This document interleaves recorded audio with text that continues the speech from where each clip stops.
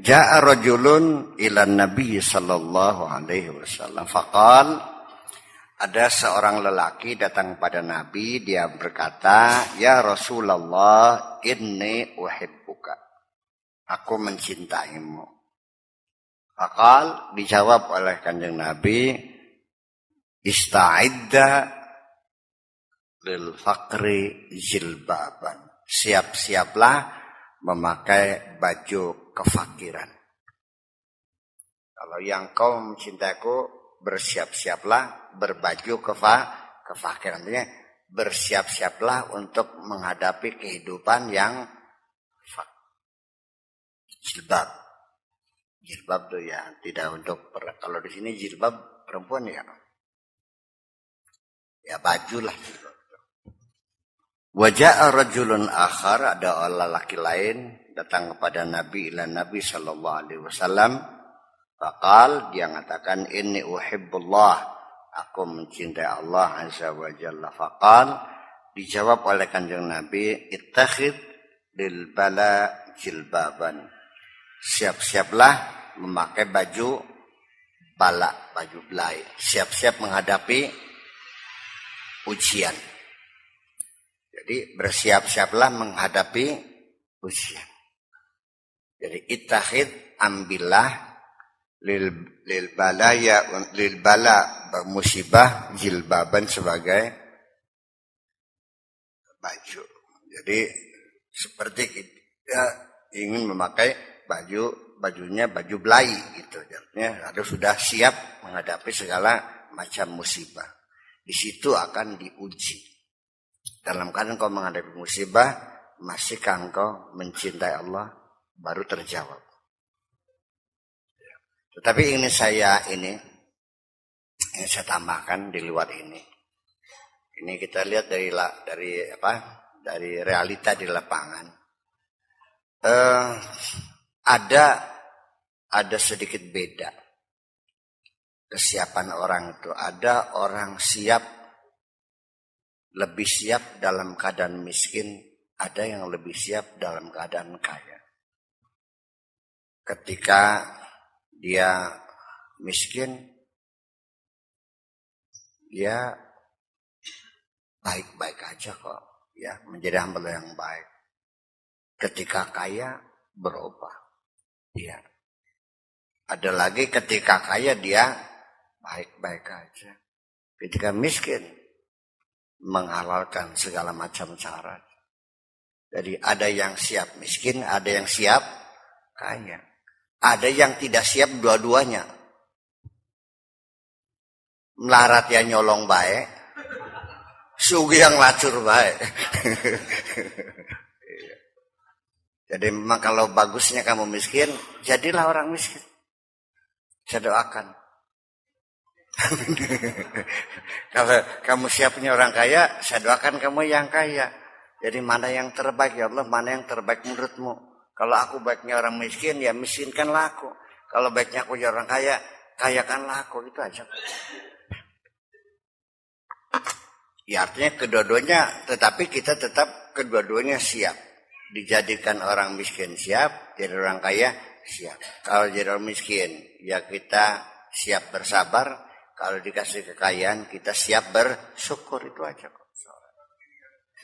Nun? Iya ya, pilihan silakan. Perang sane. Iya, dalam angan-angan kita hidup ini pilihan, iya. Tapi nyatanya sampai sekarang apa yang terjadi pada diri saya juga saya evaluasi. Bukan karena saya semua kok nggak ada. Semua yang saya inginnya A dapatnya B. Inginnya B dapatnya C. Semua begitu. Pengen jadi dokter, terkabul. Akhirnya jadi sastrawan. Gus pengen jadi sastrawan, bisa jadi kiai. Pengen jadi kiai, bisa jadi dukun, bisa akhirnya.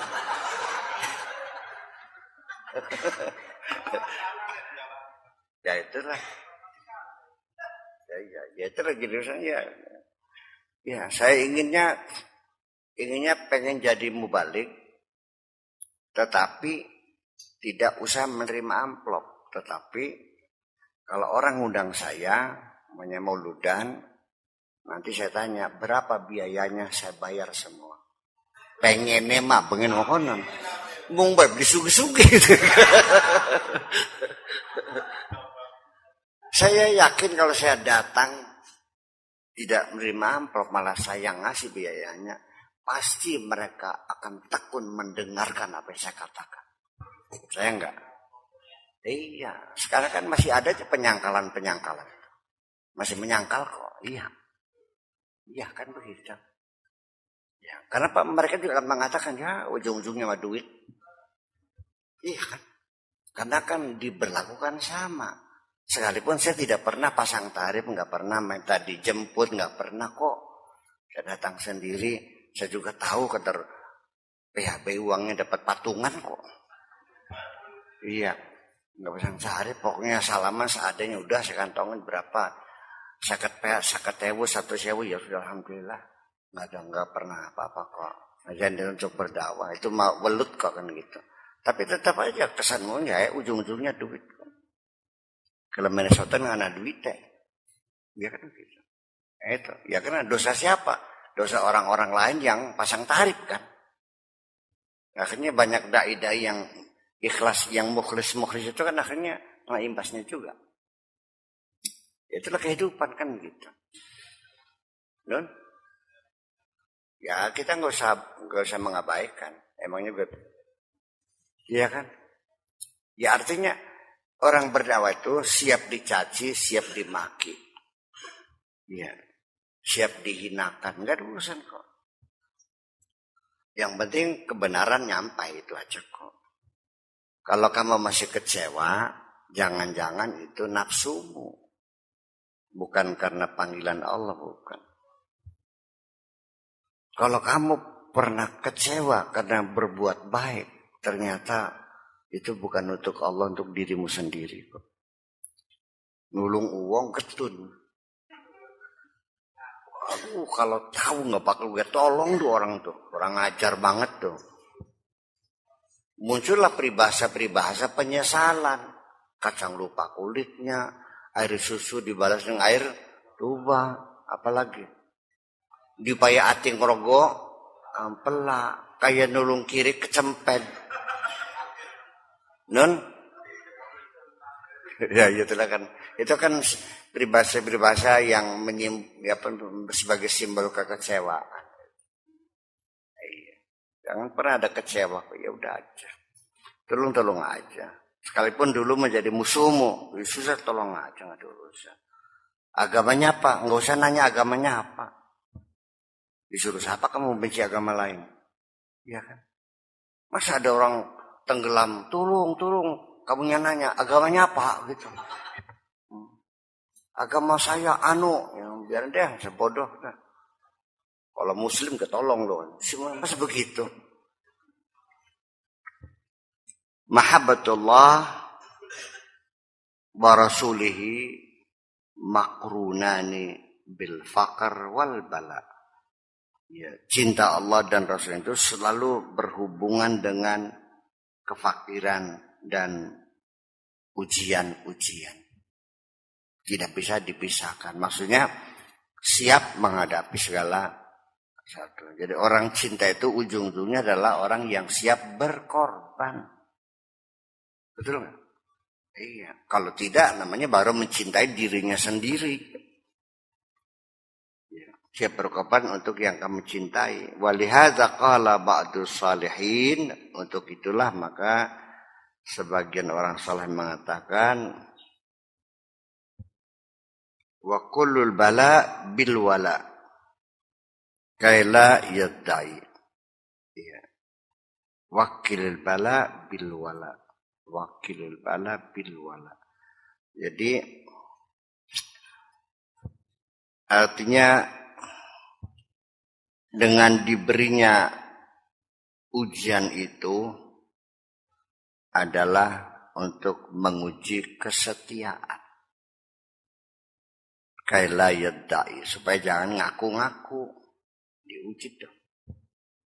Lau lam yakun kadzalika, kalau tidak begitu, wa illa kana kullu ahadin yadda'i mahabbat Allah. Kalau nggak begitu ya semua orang bisa aja ngaku-ngaku cinta Allah azza wa jalla. Faja'ala tsabat 'alal bala. Oleh karena itu, ya tetapkan hatimu yang konsisten, yang tenang, ya dalam menghadapi bala wal faqr, tanbihan ala hadil mahabbah, untuk memperingatkan akan cinta ini. Makanya Rabbana atina fid dunya hasanah wa fil akhirati hasanah wa qina adzabannar. Ya, kira-kira di dunia dengan hasanah, di akhirat pun dengan hasanah. Enak nih. Enak nih dunia, enak nih akhirat gitu semuanya. Jadi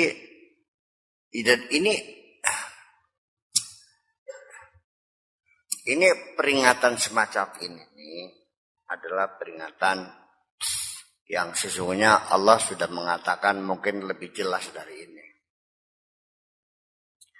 Allah berfirman mungkin lebih jelas dari kitab ini dan lebih singkat omongannya dan lebih jelas, lebih merasuk dalam diri kita.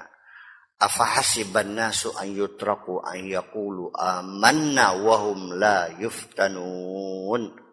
Sadaqallahul adzim. Afahasiban nas, apakah orang mengira an yutraku dibiarkan saja? Afahasiban nas an yutraku an yaqulu amanna, karena dia mengatakan kami beriman, wahum la yuftanun, tanpa diuji. Mungkinkah orang mengatakan beriman akan dibiarkan tanpa diuji? Sirat tuku emas langsung diuji dingin, digosok dingin boleh? Ya ini sudah ketahuan dal bantah emas beneran. Ya, itulah makanya. Nah makanya sekali lagi itu dalam persahabatan juga sama. Kamu dalam persahabatan so pilih mana yang beling, mana yang berlian. Pada saat susah dan teman kamu tetap bersahabat, itu teman berlian. Pelihara. Itu dong. Ya kalau sedang kamu dalam susah sama banyak temannya, ya enak banyak. Siapapun ketika kamu uangnya banyak, sedang jadi pejabat, sudah punya kewenangan, sedang, iya kan, uradak guruduk akeh bature. Begitu jatuh miskin, pating kecius, tekasiji, layap, baru laya. Oh ternyata semuanya itu ya. Jadi mumpung sekarang kamu lagi dalam keadaan melarat miskin, nah, teman-teman kamu itulah dipelihara. Ya, untuk teman hidup selama di dunia ini. Itu teman-teman yang setia. Saya dari dulu begitu tuh. Memperhatikan semacam itu. Makanya sampai akhir hayat, sampai pada meninggal, kita terus jalin persahabatan itu. Karena dulu masih ingat, ya ketika kita susah mereka tetap setia kan gitu. Kalau yang sekedar mencari fasilitas, mencari rezeki ya numpang urip, ya akeh gitu.